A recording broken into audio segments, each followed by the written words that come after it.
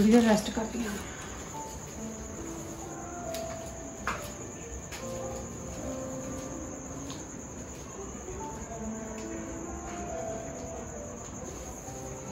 दीदी की करना है ना।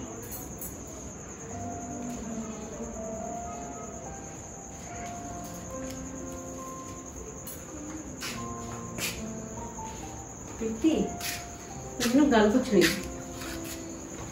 हाँ जी दसो दीदी। मैं जदों भी तेरे कोले आउणी आ, मैं जदों भी तेनू बुलाउण दी कोशिश करदी तू मूँह मोड़ लैनी आ, ना तू गल करदी है मेरे नाल चज नाल। की होया? कुछ नहीं दीदी, होना की है? कुछ भी नहीं। मैं तेनू कदी कुछ कहा? फिर दीदी मैं कहड़ा तुहानू कुछ कहा? पर फिर मैं तुहाडे नाल इदां तां नहीं करदी हैगी भी मूँह फेर लेना, गल ना करना, जवाब ना देना किसी गल दा चज नाल। बस माड़ा जिहा हूँ हाँ जी करके हट जानी है। की होया? मम्मी ने कुछ कहा तेनू? नहीं नहीं दीदी, किसी ने कुछ नहीं कहा। फिर ऐसा वैसे ही बस। पर मैनू इदां लगदा जिद्दां तुहानू मम्मी ने कुछ कहा हुंदा। नहीं नहीं, मम्मी ने तो कुछ नहीं कहा दीदी, इदां दी कोई गल नहीं हैगी। फिर मेरे नाल कोई गलबात कर लिया कर, आपां दोनों भैणां। गल गल की करनी दीदी? नहीं उदा बंदा हसदा खेडदा कोई गलबात करदा वा, या तो कोई लड़ाई पढ़ाई हुई होवे फिर तो बंदा इदा बुलाउंदा नहीं हुंदा। चल वैसे ही दीदी बस मैं घट ही बोलदी हां। कोई जे मन च गल हैगी आ, कोई दुख तकलीफ आ तो मैनू दस। नहीं दीदी कोई गल नहीं हैगी। गल करना दुख हौला हो जांदा। नहीं दीदी इदां दी तो कोई गल नहीं हैगी।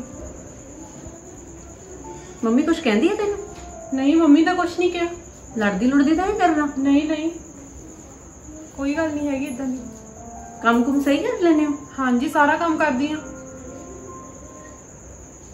तुसीं क्यों इदां पुछदे हो? जे कोई भी गल हैगी तो मेरे नाल कर लिया कर। मम्मी ने कुछ कहंदी है तेनू तां दस दे मैनू। दीदी तुसीं लड़िया ना करो मम्मी नाल। लड़िया ना करो? मैनू कदों लड़दी हूं देखिया ते?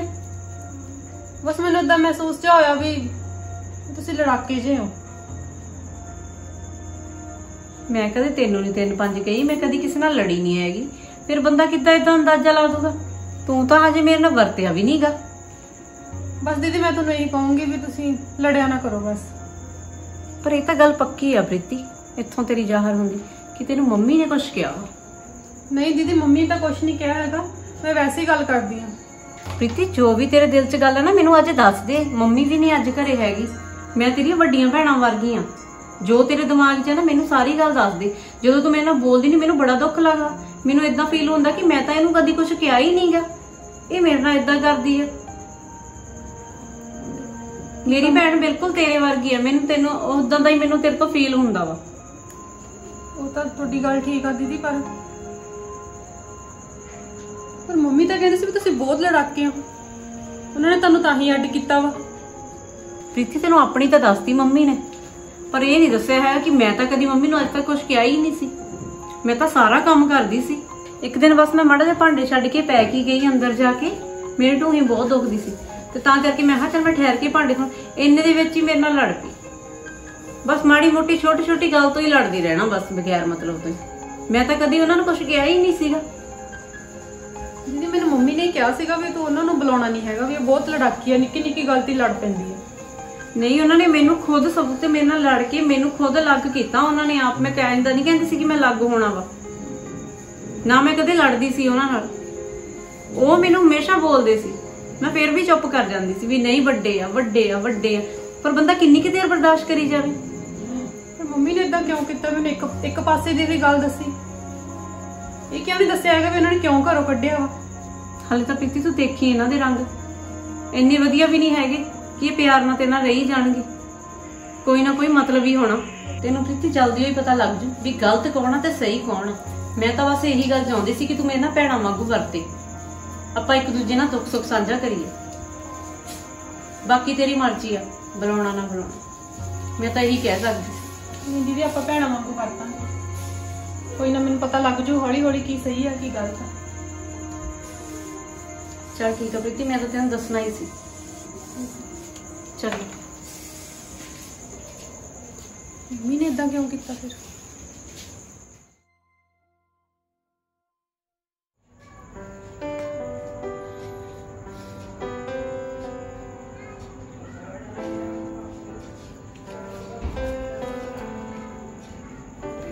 ਗੱਲ ਸੁਣ ਮੇਰੀ, ਮੈਂ ਤੁਹਾਡੇ ਨਾਲ ਗੱਲ ਕਰਨੀ ਸੀ। ਦੱਸ। ਕੱਲ ਵੀ ਮੇਰਾ ਮਨ ਜਿਹਾ ਕਰਦਾ ਸੀ ਗੱਲ ਕਰਨ, ਫਿਰ ਮੈਂ ਕੀਤੀ ਨਹੀਂ। ਮੈਂ ਕਿਹਾ ਚੱਲ ਛੱਡ ਪਰੇ, ਮੁੜ ਕੇ ਲੜਾਈ ਪੈ ਜੂ। ਕਾਹਦੀ ਗੱਲ ਕਰਨੀ? ਪਰ ਫਿਰ ਮੈਂ ਸੋਚਦੀ ਆ ਗੱਲ ਕਰਨੀ ਚਾਹੀਦੀ ਮੈਨੂੰ। ਕੀ ਹੋਇਆ? ਕੱਲ ਮੰਮੀ ਕਿਤੇ ਗਈ ਸੀਗੀ ਮਾੜਾ ਜਿਹਾ, ਤਾਂ ਪ੍ਰੀਤੀ ਘਰੇ ਇਕੱਲੀ ਸੀ ਤੇ ਮੈਂ ਪ੍ਰੀਤੀ ਕੋਲ ਗਈ ਸੀ। ਮੈਂ ਪ੍ਰੀਤੀ ਮੇਰੇ ਨਾਲ ਚੱਜ ਨਾਲ ਬੋਲਦੀ ਨਹੀਂ ਹੈਗੀ, ਤਾਂ ਮੈਂ ਉਹਨੂੰ ਪੁੱਛ ਲਿਆ, ਮੈਂ ਕਿਹਾ ਤੂੰ ਮੇਰੇ ਨਾਲ ਬੋਲਦੀ ਕਾਹਤੋਂ ਨਹੀਂ ਹੈਗੀ, ਤੇ ਕੀ ਗੱਲ, ਮੈਂ ਤੈਨੂੰ ਕਦੇ ਕੁਝ ਕਿਹਾ ਹੀ ਨਹੀਂ ਹੈਗਾ। ਤੇ ਫਿਰ ਮੈਂ ਕਿਹਾ ਦੇਖਿਆ ਵੀ ਚੱਲ ਮੰਮੀ ਤਾਂ ਹੈ ਨਹੀਂ, ਵੀ ਮੈਂ ਹੁਣ ਇਹਨੂੰ ਪੁੱਛਦੀ ਹਾਂ। ਤੇ ਜਦੋਂ ਮੈਂ ਪ੍ਰੀਤੀ ਨੂੰ ਪੁੱਛਿਆ ਕਿ ਤੂੰ ਮੇਰੇ ਨਾਲ ਬੋਲਦੀ ਕਾਹਤੇ ਨਹੀਂ ਹੈਗੀ, ਕਹਿੰਦੀ ਤੁਸੀਂ ਲੜਾਕੇ ਬਹੁਤ। ਮੈਂ ਕਿਹਾ ਤੂੰ ਕਾਹਤੋਂ ਕਹਿੰਦੀ ਐ ਮੈਂ ਲੜਾਕੀ ਹਾਂ? ਤੇ 2-3 ਵਾਰੀ ਮੈਂ ਉਹਨੂੰ ਇਹ ਗੱਲ ਪੁੱਛੀ, ਮੈਂ ਕਿਹਾ ਤੂੰ ਮੈਨੂੰ ਕਾਹਤੋਂ ਕਹਿੰਦੀ ਐ ਲੜਾਕੀ? ਕਹਿੰਦੀ ਮੰਮੀ ਕਹਿੰਦੇ ਸੀ। ਇਹਦਾ ਮਤਲਬ ਮੰਮੀ ਇਹਨੂੰ ਉਲਟਾ ਪੱਟੀਆਂ ਪੜਾ ਰਹੀ ਹੈ ਕਿ ਮੈਂ ਲੜਦੀ ਹੁੰਦੀ ਸੀ ਮੰਮੀ ਨਾਲ ਜਾਣ ਬੁੱਝ ਕੇ। ਮੰਮੀ ਨੂੰ ਹਜੇ ਮੈਂ ਤਾਂ ਕਹਿੰਦਾ ਦੱਸ ਐਡਾ ਪ੍ਰੋਬਲਮ ਪਤਾ ਨਹੀਂ ਕੀ ਆਪਣੇ ਤੋਂ ਨਾ ਸਮਝ ਤੋਂ ਬਾਹਰ ਹੋਇਆ ਪਿਆ। ਉਹਨੂੰ ਬੋਲਣ ਨਹੀਂ ਦਿੰਦੀ ਮੇਰੇ ਨਾਲ। ਉਹਨੂੰ ਕਿਹਾ ਹੋਇਆ ਵਾ ਕਿ ਮੇਰੇ ਨਾਲ ਬੋਲਣਾ ਨਹੀਂ ਹੈਗਾ। ਇੱਕ ਘਰ ਦੇ ਵਿੱਚ ਆਪਾਂ ਹੈਗੇ ਚਾਹੇ ਅਲੱਗ-ਅਲੱਗ ਹੀ ਆ, ਪਰ ਲੇਕਿਨ ਘਰ ਦੇ ਵਿੱਚ ਇੱਕ ਆ, ਤੂੰ ਨਹੀਂ ਬੋਲਣਾ ਹੈਗਾ ਸਾਡੇ ਨਾਲ, ਤੂੰ ਲੜਨਾ ਤਾਂ ਗੱਲ ਵੱਖਰੀ ਆ, ਅਗਲੇ ਨੂੰ ਕਿਉਂ ਹਟਾਉਣੀ ਆ? ਆਉਣਾ ਵੀ ਇਦਾਂ ਹੀ ਆ, ਆਉਣਾ ਵੀ ਬਹੁਤ ਘੱਟ ਹੀ ਬੁਲਾਉਂਦਾ ਮੈਨੂੰ। ਤੇ ਕਹਿੰਦੀ ਆ ਜਦੋਂ ਮੰਮੀ ਵੀ ਬੁਲਾਉਣਾ ਨਹੀਂ ਹੈਗਾ ਤਾਂ ਹੀ ਨਹੀਂ ਬੁਲਾਉਂਦਾ। ਪਤਾ ਨਹੀਂ ਕੀ ਜੇ ਤੈਂ ਨਹੀਂ ਵਰਤਣਾ ਤੂੰ ਨਾ ਵਰਤ, ਤੂੰ ਬੱਚਿਆਂ ਨੂੰ ਤਾਂ ਵਰਤਣ ਦੇ। ਮੈਂ ਸੋਚਦਾ ਤੇ ਨਾ ਗੱਲ ਕਰ ਹੀ ਲਵਾਂ ਖੁੱਲ ਕੇ। ਤੈਂ ਕਿਹੜਾ ਸਾਰੀ ਉਮਰ ਆਟੇ ਵੰਡ ਕੇ ਬੈਠੀ ਰਹਿਣਾ, ਵਰਤਣਾ ਤਾਂ ਅਸੀਂ ਹੀ ਆ ਗੱਲ। ਜੇ ਤੂੰ ਅੱਜ ਬੋਲਣ ਨਹੀਂ ਦੇਂਗੀ ਸਾਨੂੰ ਇੱਕ ਦੂਜੇ ਦੇ ਨਾਲ, ਤੇਰੀ ਮਰੀ ਮਗਰੋਂ ਵੀ ਬੋਲਾਂਗੀ, ਫਿਰ ਕਿਵੇਂ ਰੋਕ ਲੇਂਗੀ ਤੂੰ? ਥੋੜਾ ਜਿਹਾ ਤਾਂ ਸਮਝ ਹੋਣੀ ਚਾਹੀਦੀ ਹੈ। ਮੰਮੀ ਨੂੰ ਨਿਆਣੀ ਤਾਂ ਨਹੀਂ ਹੈਗੀ ਇਸ ਗੱਲ ਵਾਸਤੇ ਵੀ ਤੈਨੂੰ ਜਿਹੜੀ ਅਲਰਜੀ ਹੈਗੀ ਰਹਿਣ ਦੇ। ਤਾਂ ਹੋਰ ਸਾਡੇ ਨਾਲ ਕੌਣ ਵਰਤਣ? ਕੀ ਕਮਾਂ ਹੁਣ ਮੈਂ ਦੱਸ? ਤੁਹਾਡੀ ਕਿਹੜਾ ਕੋਈ ਭੈਣ ਆ? ਹੋਰ ਇੱਕ ਤੁਹਾਡਾ ਭਰਾ ਆ, ਉਹਦੇ ਨਾਲ ਵੀ ਨਹੀਂ ਵਰਤਾਂਗੇ, ਲੈ ਰਹਿ ਗਈ ਹੈ ਰਿਸ਼ਤੇਦਾਰੀ। ਫਿਰ ਜੇ ਆਪਾਂ ਗੱਲ ਕਰਦੇ ਮੁੜ ਕੇ ਲੜਾਈ ਹੁੰਦੀ ਹੈ। ਜੇ ਪ੍ਰੀਤੀ ਕਹਿੰਦੀ ਹੁਣ ਵਰਤੂਗੇ ਨਹੀਂ, ਵਰਤੂਗੇ ਨਹੀਂ, ਬੋਲੂਗੇ ਨਹੀਂ। ਪ੍ਰੀਤੀ ਤਾਂ ਕਹਿੰਦੀ ਮੈਂ ਦੀਦੀ ਬੋਲਿਆ ਕਰੂੰਗੀ। ਦੱਸ। ਪਰ ਫਿਰ ਰੋਜ਼ ਵੀ ਫਿਰ ਜੇ ਕੋਈ ਮੇਰੇ ਨਾਲ ਬੋਲਿਆ ਕਰੂਗੀ ਚੋਰੀ ਛੁਪੇ ਵੀ ਕਿਵੇਂ ਵੀ, ਫਿਰ ਮੁੜ ਕੇ ਮੰਮੀ ਕੁਛ ਨਾ ਕੁਛ ਕਹੂਗੀ ਉਹਨੂੰ। ਫਿਰ ਤਾਂ ਕੋਈ ਨਾ ਕੋਈ ਤਾਂ ਹੱਲ ਕਰਨਾ ਹੀ ਪੈਣਾ। ਡਰਦੀ ਵੀ ਆ ਆਪਾਂ ਅੰਦਰੋਂ। ਤੁਸੀਂ ਮੰਮੀ ਨਾਲ ਇਹ ਗੱਲ ਕਰੋ ਕਿ ਤੁਸੀਂ ਨਹੀਂ ਬੋਲਣਾ, ਨਾ ਬੋਲੋ, ਪਰ ਸਾਨੂੰ ਤਾਂ ਬੋਲਦੇ ਰਹਿਣ ਦੋ ਇੱਕ ਦੂਜੇ ਨਾਲ। ਤੁਸੀਂ ਕਿਹੜਾ ਕੀਲੇ ਗੱਡੇ ਹੋਏ ਨੇ ਜਿਹੜੇ ਤੁਸੀਂ ਬੈਠੀ ਰਹੋਗੇ ਇੱਥੇ? ਚਲ ਕੋਈ ਨਹੀਂ, ਕੋਈ ਨਾ ਕੋਈ ਕਰਦੇ ਆ ਸੈਟਿੰਗ ਦੀ।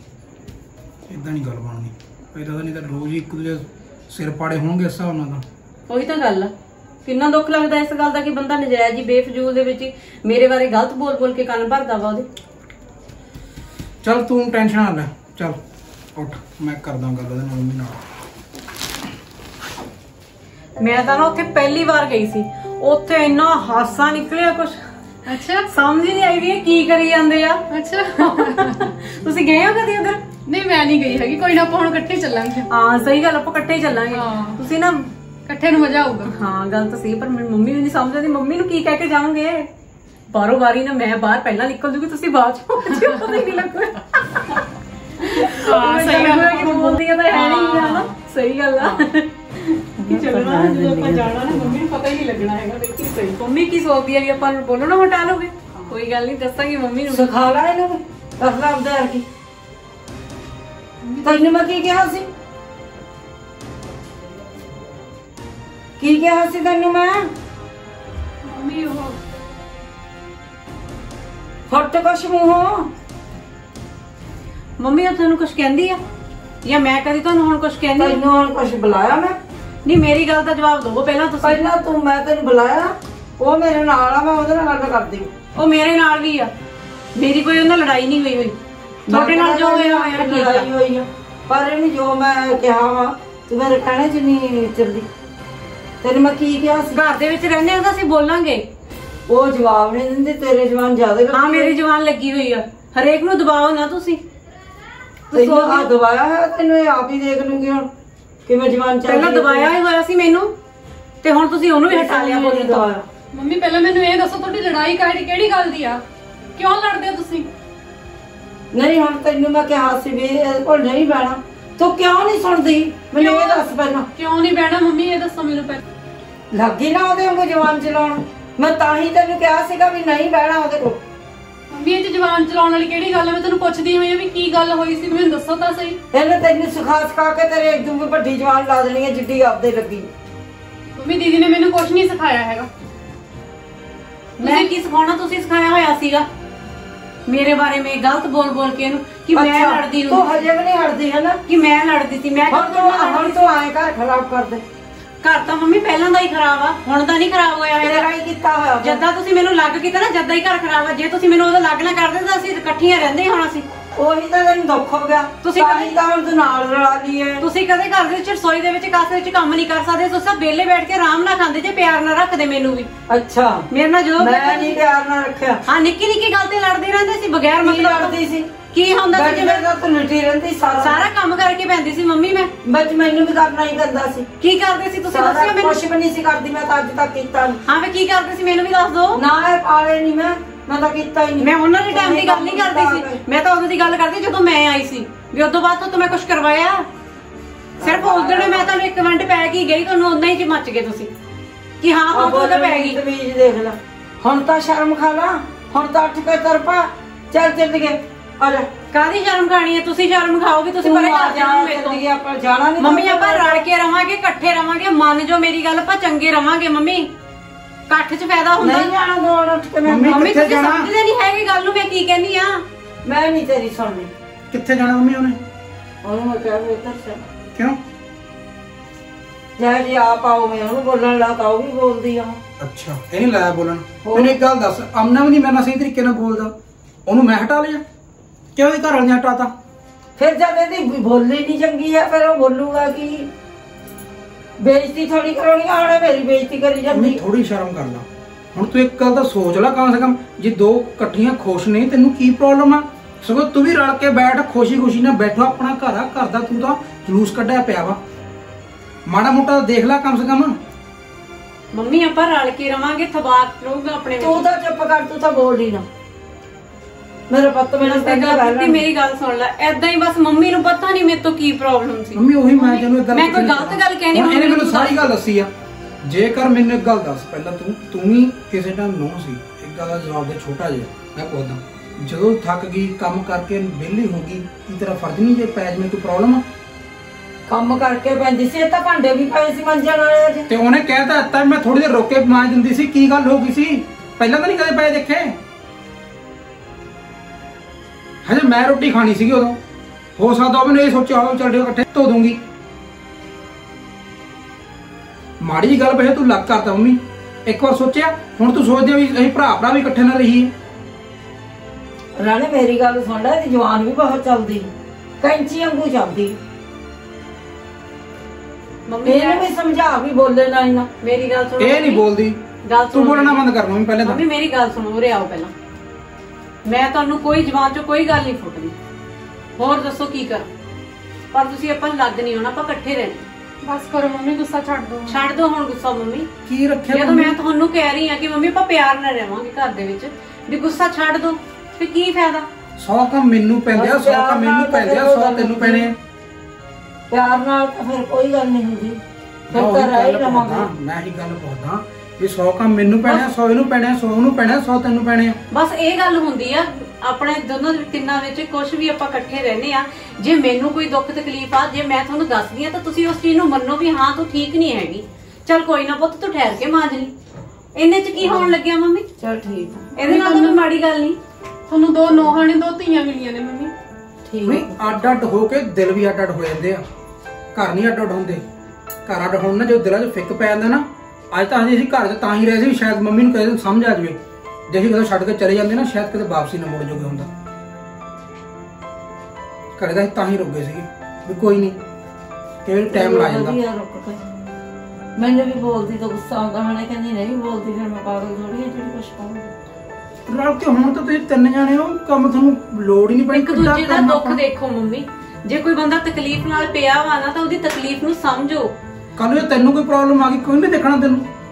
ਜਦੋਂ ਹੁਣ ਤੂੰ ਦੋਨਾਂ ਨੂੰ ਬੁਲਾਵੇਂਗੀ ਨਹੀਂ, ਉਹ ਕੱਲੀ ਕਿਤੇ ਗਈ ਹੋਵੇ, ਅਮਨਾ ਕਿਤੇ ਗਿਆ ਹੋਵੇ, ਕੌਣਾ ਕਰੇ?